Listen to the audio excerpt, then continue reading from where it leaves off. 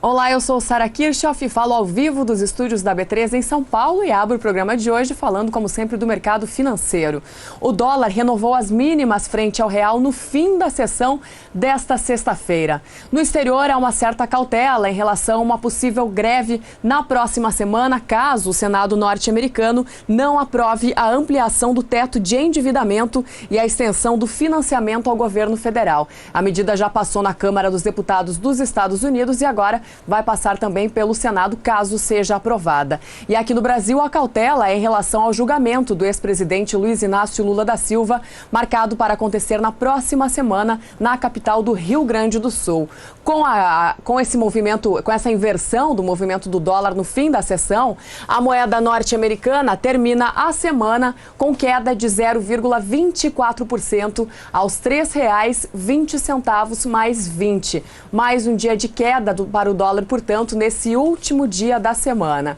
Dólar em queda, índice Bovespa em alta. O principal índice da Bolsa de Valores opera com uma alta de quase 0,5% nesta sexta-feira, se encaminhando possivelmente para mais um novo recorde. Neste momento, o principal índice da Bolsa de Valores de São Paulo opera aos 81.296 pontos. Mais uma alta aí para o índice Bovespa, principal índice da Bolsa de Valores de São Paulo. E o que movimentou o dia hoje também aqui na Bolsa de Valores de São Paulo foi o leilão de 2 linhas de metrô da cidade de São Paulo. Um consórcio formado pelo grupo CCR e pela empresa Ruans Invest ofereceu um ágio de 185%, levando a concessão pelo valor de R$ 553 milhões pelo prazo de 20 anos. Foram leiloadas as linhas 5 do metrô e 17 do monotrilho de São Paulo. Metroviários protestaram em frente à Bolsa de Valores. A licitação foi promovida pela Secretaria do Estado dos Transportes Metropolitanos. Depois da abertura das propostas e da confirmação da vitória da CCR, o martelo foi batido com a presença do governador do estado de São Paulo, Geraldo Alckmin. A licitação foi promovida pela Secretaria de Estado dos Transportes Metropolitanos, como eu já falei. Isso acabou movimentando bastante amanhã por aqui pela Bolsa de Valores de São Paulo. E a possibilidade do governo retirar a taxação do etanol importado movimentou o mercado e fez com que o Ministério da Agricultura emitisse uma nota oficial sobre o assunto. De Brasília, quem tem as informações é o repórter Odacil Canepa. Antes de viajar para o exterior, no início da semana, o ministro Brairo Maggi concedeu uma entrevista coletiva em Brasília para falar sobre a balança comercial do país.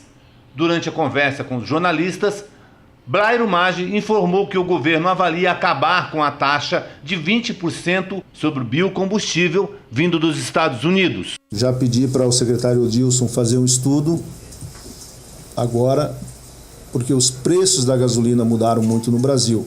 Como os preços do etanol são atrelados à gasolina, me parece que não faz muito sentido a proteção que nós colocamos lá atrás. E como há, por parte dos Estados Unidos, uma grande reivindicação da retirada disso, tá? E nós estamos com esse problema também da carne, obviamente uma coisa interfere e contamina a outra. Então, se os estudos que a SRI for fazer junto com o CNA e os mercados aí, única e tudo mais, se a gente chegar à conclusão de que isso é um assunto que pode ser retirado, eu não terei nenhuma dificuldade de levar a Camex para que a gente possa suspender isso, que é um pleito lá dos Estados Unidos também. O anúncio pegou o setor de surpresa. A reação foi imediata e até os preços futuros do açúcar bruto em Nova York sofreram impacto.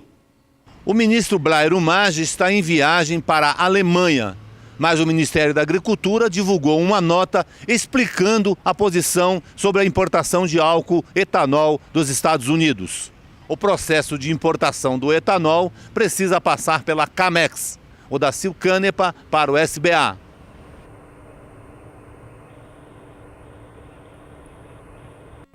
E como o repórter Odacil Canepa falou durante a reportagem, essa possibilidade de retirar a taxação do etanol importado mexeu diretamente com o mercado do açúcar, que teve fortes quedas essa semana lá na Bolsa Futura de Nova York.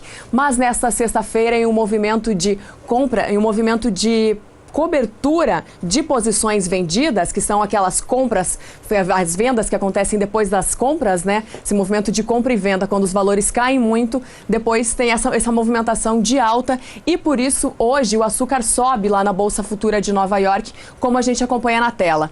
Os contratos com entrega em março têm uma alta de 1,29% nesta sexta-feira, com valor acima dos 13 centavos de dólar por libra-peso.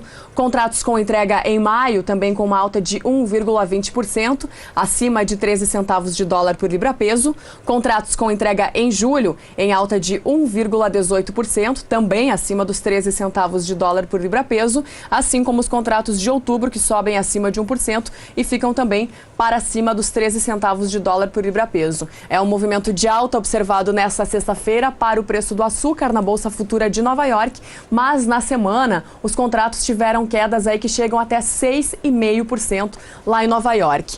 Do mercado futuro, passamos para o mercado físico do açúcar cristal, negociado aqui em Santos, Porto de Santos, em São Paulo, que vem em queda no indicador CPEA para o mercado físico. O valor da saca é de 50 quilos. No último levantamento do CPEA, o Centro de Estudos Avançados em Economia Aplicada, tem uma queda de quase 1%, passando para o valor de R$ 59,40 a saca. E no acumulado do mês de janeiro e do ano de 2018, a queda passa dos 12% para o açúcar cristal aqui no mercado doméstico, de acordo com o indicador CPEA. E as chuvas dos últimos dias beneficiaram algumas regiões produtoras de soja no sul do país, mas também atrapalhou os trabalhos em outras. Para saber se vem mais chuva por aí para o Centro-Sul, vem aí Juliana Rezende trazendo as informações do tempo da Somar Meteorologia. Olá, boa tarde a todos. Os próximos dias ainda serão marcados por chuvas concentradas no centro-sul do Brasil. E agora, durante este final de semana, as chuvas voltam a ganhar mais intensidade, tanto na região sul como também na região sudeste. Acontece que a chuva diminui de intensidade na região central do Brasil, ali pela região centro-oeste. A umidade do solo segue bastante elevada na maior parte do centro-sul. Aqui na região centro-oeste, sudeste e também no sul do Brasil, especialmente entre Santa Catarina e no Paraná. Nos próximos 5 dias, instabilidades lá no alto da atmosfera acabam garantindo a formação de um sistema conhecido como cavado. Esse sistema garante pancadas de chuvas frequentes aqui na região sudeste, entre São Paulo, sul de Minas Gerais também. Aqui na região sul, chove desde o norte do Rio Grande do Sul até a faixa leste do Paraná. Isso com maior volume. E essa chuva no sul do Brasil acaba sendo influenciada por conta de um sistema de baixa pressão que se forma sobre o Paraguai e acaba intensificando as chuvas na região sul.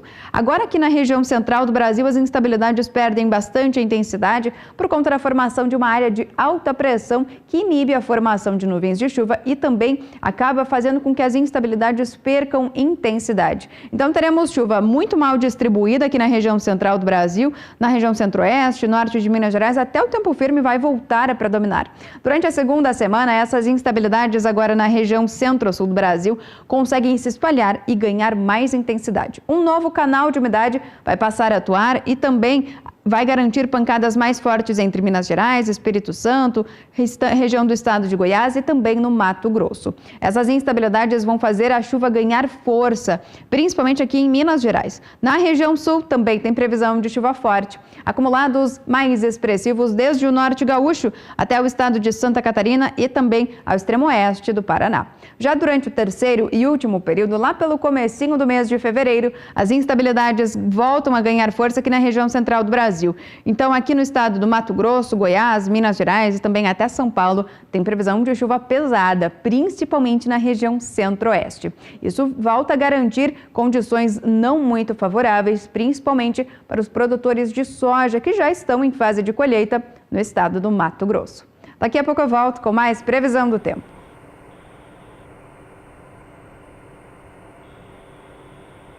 Tá certo. E você vai ver depois do intervalo como termina a semana para o mercado do café. Nós já voltamos. Estamos de volta falando ao vivo dos estúdios da BTs em São Paulo. E as cooperativas acreditam que a produção de café no Brasil será menor do que aquela estimada pela Conab, a Companhia Nacional de Abastecimento. Ontem nós noticiamos aqui no Mercado do Campo que, de acordo com a Conab, o Brasil poderá colher uma safra acima de 58 milhões de sacas de café na safra 2018-2019. E o Conselho Nacional do Café diz que entende que será uma safra boa, especialmente vindo depois de 4 anos sofrendo com as intempéries, com as dificuldades climáticas, mas alerta que a apuração junto às cooperativas apresenta um volume inferior aos números divulgados pelo governo. De acordo com o Conselho, o avanço da produção na safra 2018-2019 pode chegar até 15% em relação ao ciclo anterior, mas não chega aos 30%, como estima a Conab no seu melhor cenário.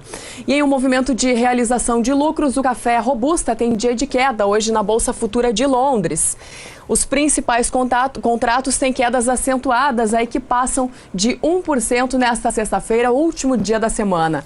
Os contratos com entrega em janeiro têm uma queda de 1,71% hoje, passando para o valor de 1.776 dólares a tonelada, enquanto os contratos com entrega em maio caem mais de 2%, 2,06%, trazendo o valor de 1.756 dólares a tonelada. Contratos com entrega em maio em queda de 1,13% por 1.742 dólares a tonelada e contratos com entrega em julho em queda de 1,17% por 1.770 dólares a tonelada.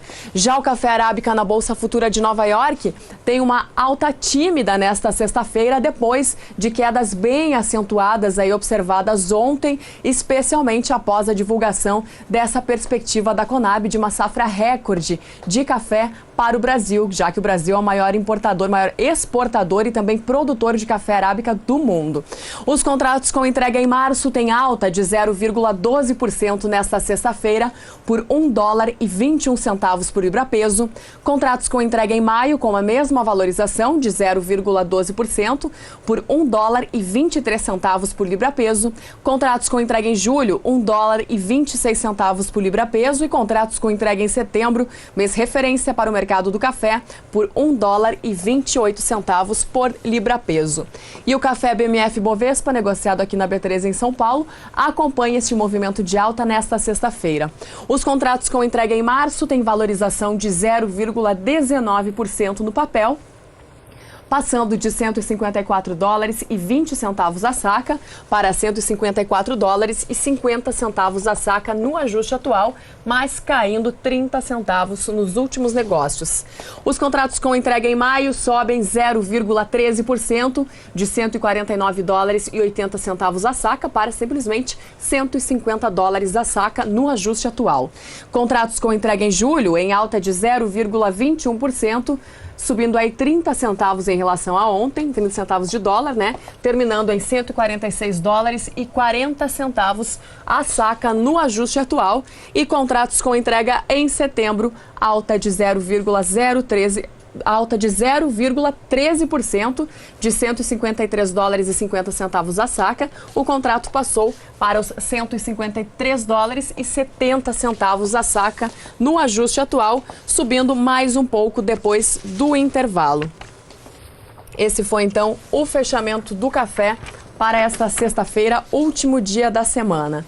E o mercado de proteína animal olha para 2018 com bons olhos, esperando números mais otimistas. Em 2017, os embarques de frango e suíno diminuíram, mas a receita com as exportações subiu. Quem fala sobre este assunto é o presidente executivo da Associação Brasileira de Proteína Animal, Francisco Turra, com quem eu conversei aqui na Bolsa de Valores de São Paulo. Vamos acompanhar. Francisco Turra, presidente executivo da Associação Brasileira de Proteína Animal e também ex-ministro da Agricultura. Seja muito bem-vindo ao SBA.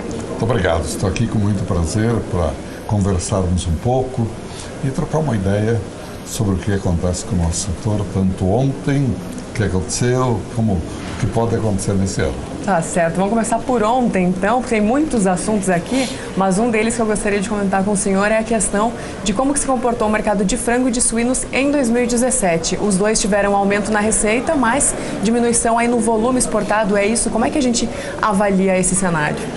Bem, um ano de crise, carne fraca, repentinamente alguns mercados retraíram, exigiram mais, isso é normal. E, em consequência disso tudo, principalmente no final do ano, com o fechamento de algumas empresas temporário para a União Europeia, nós tivemos aí um volume inferior ao que nós prevíamos. Em volume caímos mesmo. Não foi significativo, mas foi uma queda que não acontecia há 10 anos. E, graças a Deus, superamos porque a receita foi positiva e bem. E para suínos, idêntico. A China, nesse ano, não teve um comportamento tão agressivo como no ano anterior, por problemas locais, internos, e tivemos alguns mercados que foram um pouco reticentes. A Arábia Saudita estava hiper estocada, comprou menos, mas a gente considera normal. Agora, o fato positivo é ter uma receita maior num momento assim. Porque, a rigor, muitos esperavam que, fruto da operação, o Brasil fosse minimizar, vender preços depreciativos, e não, ao contrário. O Brasil valorizou como nunca os preços dos seus produtos em dólar. Nesse sentido, então, a gente só comemorou no final do ano. Dá para se dizer que depois de um ano tão difícil, o Brasil saiu bem no lucro, né? Você saiu muito bem. Saiu muito bem. Presidente Turra, e aí falando da Rússia em específico, por enquanto a Rússia não está importando carne do Brasil, né? Tem alguma previsão de que esse quadro ele seja revertido? Bom, a Rússia, você sabe bem, ela importa carne de aves em quantitativo pequeno, ela tem uma produção boa, mas 40% do que nós exportamos de carne suína é para eles. E eles, 95% do que importam é do Brasil. Então, é uma relação íntima e importante. A Rússia, lá pelas tantas, no final de dezembro, antes até, ela reclamou que o Brasil não se pronunciava sobre 3 pedidos. Um deles, a habilitação de uma planta de frigorífica de bovinos, que é natural, não há problema, importação de pescados e também de trigo. Nós somos importadores e o Brasil não pode se fechar, mas havia uma demora muito grande que desagradou os russos. Eles aproveitaram o momento em que normalmente encerram as exportações por causa do clima frio, gélido da Rússia, cessam as exportações em dezembro, janeiro e meados de fevereiro que retomam. E suspenderam, como um alerta. O Ministério foi dialogando e chegou o momento de encontrar uma saída, liberando trigo, liberando pesca e também carne de bovinos, especialmente picanha de um frigorífico do Miratório. Tudo está pronto, mas até agora oficialmente não veio a liberação. Então isso causa um tremor a nós também. Tanto é que nesta semana nós temos uma contagem regressiva para o final desse embargo. Podem vir boas notícias aí. Nós temos muita confiança, porque o Ministério tem mais do que nós. O ministro Blairo anuncia que está aberto, mas na verdade oficialmente não está. Então vai haver um encontro do secretário de Defesa, Brasil e Rússia, e também o ministro Blairo estará na Alemanha, onde acontece esse encontro, na Green Week, que vai acontecer na Alemanha. Então, essa é para nós uma hora decisiva e alimentamos muita esperança, porque nesse ano que vem a Rússia não só compra para ela, mas para os turistas, que os milhões irão para lá por causa da Copa do Mundo. E aí deve haver alguma mudança na fiscalização? Deve haver mais rigor, talvez, na fiscalização desses produtos embarcados? Não havia problema. Alegaram, por exemplo, que havia no produto raptopamina. Mas não é verdade. O Brasil fez contraprova. O Brasil é cuidadoso para não ferir suscetibilidade de mercado nenhum. E era uma alegação assim para poder ter um argumento para dizer eu suspendi.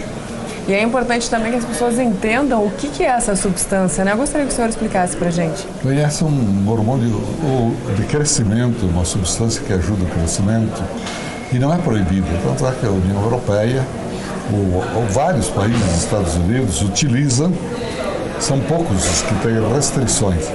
Eu não recordo, mas entre eles a Rússia, né? Eles não querem. E o Brasil consegue segregar. Produção para a Rússia é 100. Mas aqui não é proibido, porque não é proibido pelo Código Alimentar, nem pela Organização Mundial da Saúde, mas eles não aceitam. E a gente tem que seguir, assim como outros países têm restrições ao uso disso, daquilo, e o Brasil cumpre para a Rússia com muito mais razão. E o país costuma ser muito rígido, né, com essas fiscalizações e essas legislações. Sem dúvida, sim. E nunca deu problema.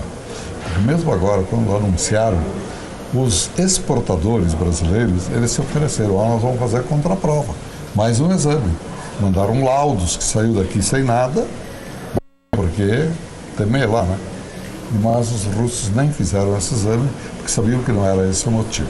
E talvez uma das provas aí dessa sanidade, desse cuidado que existe por aqui, seja a questão da gente não ter nunca presenciado um caso de gripe aviária no país, né, presidente Turra? O que nos ajuda muito, porque os países europeus, África do Sul, África como um todo, Europa, permanentemente um surto, inclusive agora na China, fortíssimo. A Índia também, apesar de não ser um grande produtor. Não temos ainda abertura do mercado, mas é um mercado também significativo para o mundo.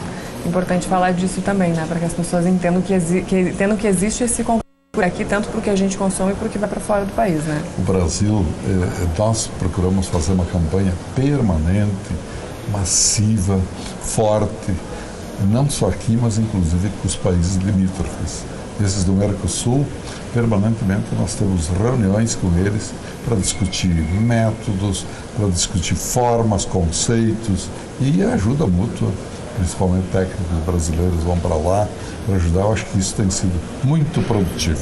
Presidente Turra, e com esses tantos cortes aí por parte do governo, o setor corre algum risco de ter algum repasse, não ter algum repasse que hoje tem, especialmente aí falando nesse controle? Pois é, nós o que mais precisamos é que exista o cumprimento das obrigações do Ministério. Principalmente fiscalização de portos, aeroportos, as vias de fronteiras todas, né?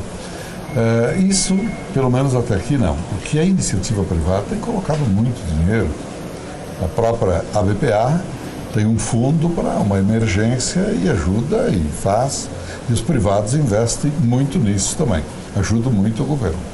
Presidente Turra, além dessa entrevista, você comentou sobre a China e a gente tem acompanhado ainda aqui de longe o fechamento de centenas de fábricas lá na China nessa onda verde, né? No meio de tudo isso, o Brasil deve aí se beneficiar, considerando que a China é um importante comprador, Olha, hein? Nós estamos tirando esse proveito.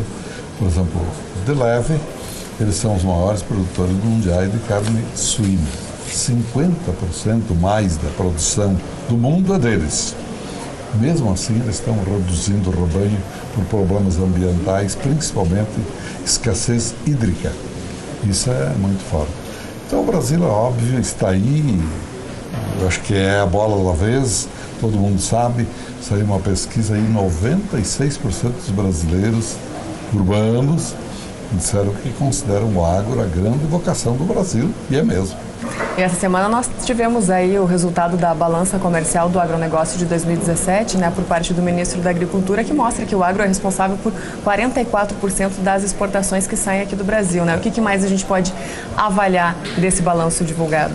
Olha, eu acho que é o motor da economia e principalmente porque uma exportação do agro ela tem um sentido diferente. Nós importamos quase nada. O que nós exportamos é líquido.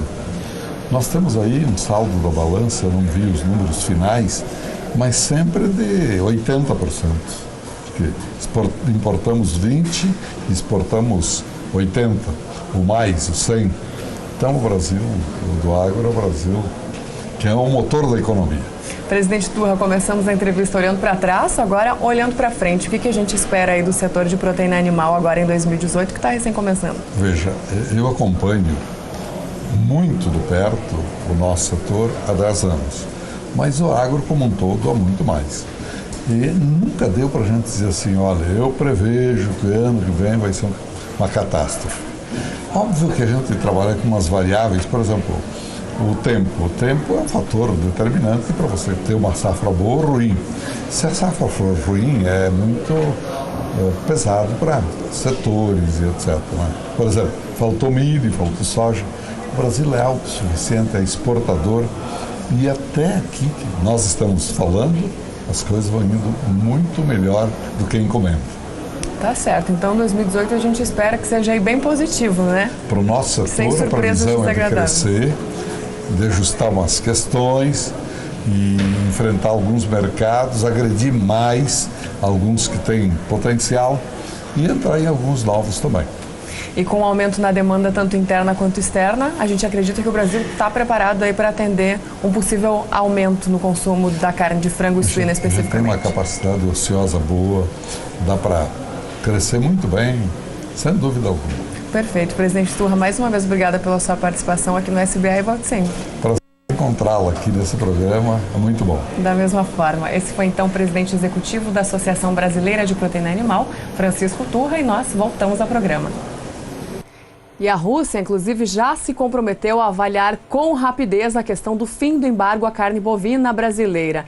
E você vai ter mais detalhes sobre o mercado de carne, assim como as cotações atualizadas do boi gordo, do bezerro, do suíno e do frango, logo mais no programa Pecuária BR, coladinho com o mercado do campo.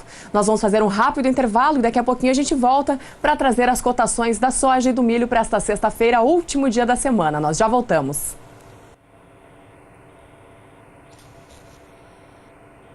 Estamos de volta falando ao vivo dos estúdios da B3 em São Paulo, trazendo mais detalhes da previsão do tempo para o fim de semana, destacando agora a produção de pastagens no centro-sul do país. Juliana Rezende. Com a umidade do solo bastante elevada na região norte, os pastos vêm mantendo bom ritmo de desenvolvimento. Aqui nessas áreas em azul e também em rosa do mapa, a umidade do solo fica em torno de 80% até 90%. Agora, no nordeste é que as últimas instabilidades acabaram garantindo pancadas de chuva irregulares. A chuva mais significativa ocorreu aqui na faixa oeste e ainda também em algumas áreas do sul da Bahia. Só que nos últimos dias essa chuva já perdeu um pouco mais de intensidade, o solo até diminuiu um pouco mais de disponibilidade hídrica. Então, nos próximos 5 dias, teremos pancadas de chuvas abrangentes na região norte por conta do calor e da umidade do ar mais elevada, que seguem garantindo essas tempestades mais abrangentes na região. Então, a chuva é forte, acumulados de até 50 milímetros na maior parte da região norte. Só que essas instabilidades até conseguem avançar um pouco mais aqui pelo norte da região nordeste. Ocorre que os ventos sopram do mar contra a costa, do litoral norte da região, e acabam trazendo mais umidade. Então, tem previsão de pancadas mais expressivas aqui na faixa norte da região nordeste e até o Maranhão é que deve receber as pancadas mais fortes. No interior da Bahia, tempo firme por conta da circulação dos ventos no alto da atmosfera, que acaba inibindo a formação de nuvens de chuva. No decorrer da segunda semana, as instabilidades conseguem se espalhar cada vez mais, isso porque um canal de umidade vai passar a atuar aqui na região central do Brasil, vai conseguir avançar a chuva pela maior parte do interior do Nordeste. Então vai voltar a chover no interior da Bahia e grande parte da região Nordeste, isso com acumulados mais expressivos. Na faixa oeste da Bahia, pode chover até 50 milímetros em 5 dias. Durante o terceiro e último período, até o dia 3 do mês de fevereiro, tem previsão de chuva forte aqui nas áreas mais ao sul da região Nordeste. No interior do Nordeste também segue chovendo com acumulados expressivos de até 50 milímetros na faixa oeste da Bahia. Então, grande parte das áreas de pastagens da metade norte do Brasil serão beneficiadas, tanto na região norte como também na região Nordeste, porque áreas de instabilidades começam a avançar novamente, ganhar intensidade e garantir que o solo se torne cada vez mais úmido, beneficiando grande parte das áreas de pastagens. Hoje encerro por aqui a minha participação. Até mais!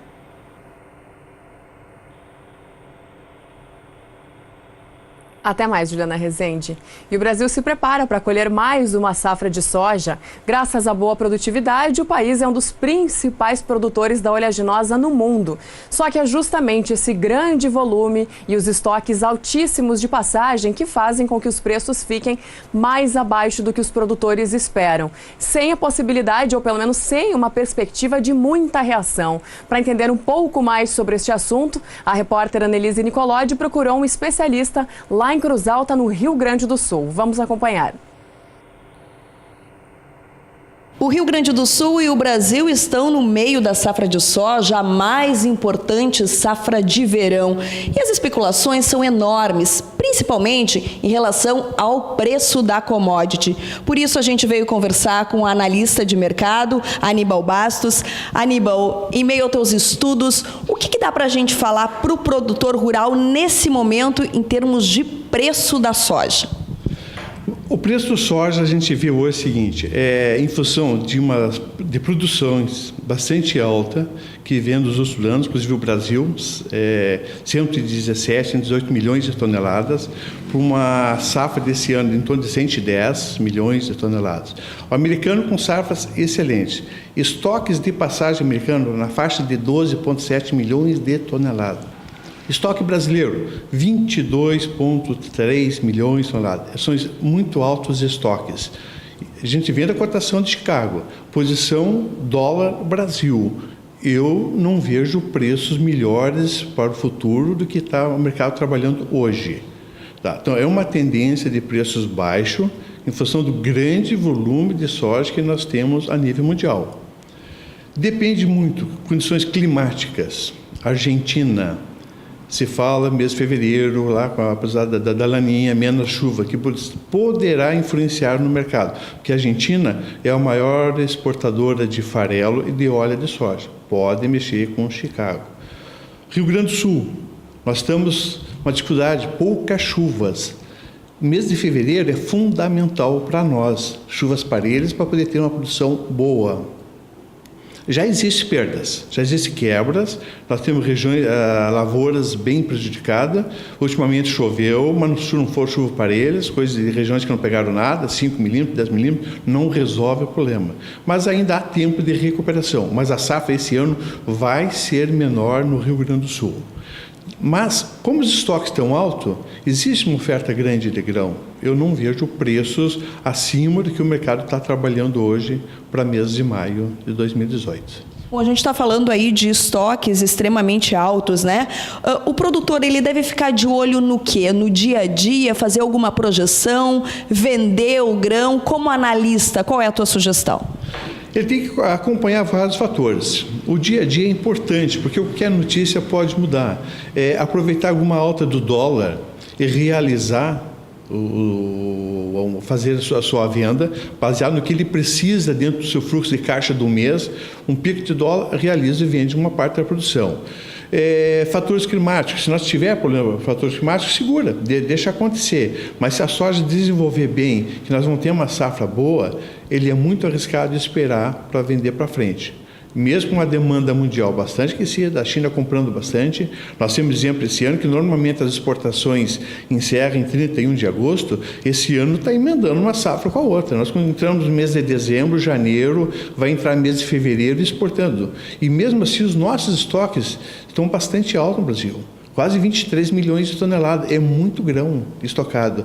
Vai entrar uma safra que, pela projeção da USDA, é de 110 milhões, é menor que o ano passado, mas mesmo assim uma safra grande. Então, tem que estar atento e realizando, fazendo as suas vendas. Essa exportação alta aí, né, tem segurado, de certa forma, a economia? Com certeza, tem entrado bastante, né? As exportações aí, é um caixa esse que está entrando, porque se não fosse a exportação, tivesse somente no mercado interno, hoje o soja estaria coisa assim de R$2, R$3 mais baixo ainda. Então, a exportação que está segurando os preços ainda nos patamares que nós estamos comercializando hoje. Aníbal, a gente já falava no final do ano passado que a rentabilidade do produtor foi menor, né? Ela deve continuar sendo menor nesse ano de 2018 também? Com certeza. A renda do produtor vai ser menor, porque o preço do soja está bem inferior do que foi começado no passado, R$ 75, R$ 78 a saca. No ano passado chegamos a vender soja a R$ 90, mas numa média geral ficou em R$ 75, R$ 78 a saca de soja. Para estar trabalhando hoje um soja futura a 66, 67 é uma grande diferencial. Nós tivemos um custo dos insumos e um custo do diesel muito elevado para o produtor. Com certeza, o produtor, esse ano, a sua receita vai diminuir bastante a lucratividade em função dos preços baixos das commodities. Tá certo, Aníbal. Obrigada pelas tuas orientações. Annelise Nicolodi para o SBA.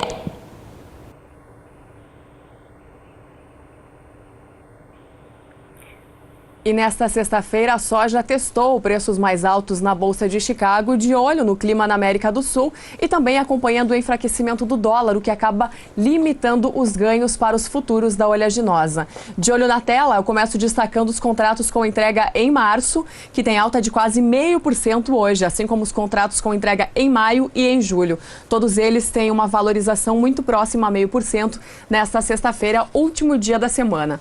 Com essa valorização, os contratos com entrega em março aparecem por $9,77 o bushel, enquanto os contratos com entrega em maio aparecem por $9,88 o bushel e os contratos com entrega em julho sobem para $9,98 o bushel. Dia de alta, portanto, para a soja na Bolsa de Chicago e alta também para dois dos principais contratos negociados da soja BMF-Bovespa aqui na B3 em São Paulo.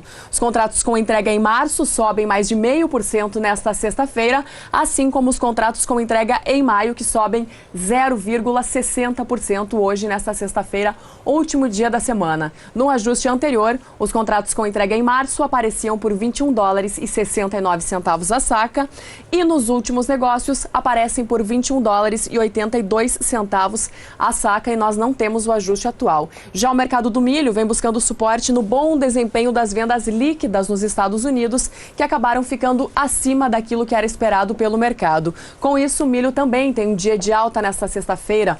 Os contratos com entrega em março sobem 0,28% para $3,52 o bushel. Contratos com entrega em maio em alta de 0,34% por $3,60 o bushel e contratos com entrega em julho e setembro com variação positiva de 0,33%. Contrato de julho com isso fica em $3,69 o bushel e os contratos com entrega em setembro aparecem por $3,76 o bushel. E o milho BMF-Bovespa acompanha esse movimento positivo, esse movimento de alta aqui na Bolsa de Valores de São Paulo. Contratos com entrega em março sobem 0,67% nesta sexta-feira, terminando a semana em R$ 32,85 a saca. Contratos com entrega em maio em alta de 0,77% por R$ 32,75 a saca. Milho BMF-Bovespa em reais, R$ 32,75 a saca dos contratos com entrega em maio. Os de março, R$ 32,85 e os contratos com entrega em setembro em alta de 0,41% por R$ 31,86 a saca no ajuste atual. Milho e soja, portanto, terminam a semana em alta, tanto na Bolsa de Chicago quanto aqui na B3 em São Paulo. Eu vou me despedindo por aqui, lembrando que o Mercado do Campo volta na segunda-feira às 5h35 da tarde e você fica agora com o programa Pecuária BR na companhia de Renata Ferreira. Uma boa noite para você e um excelente fim de semana.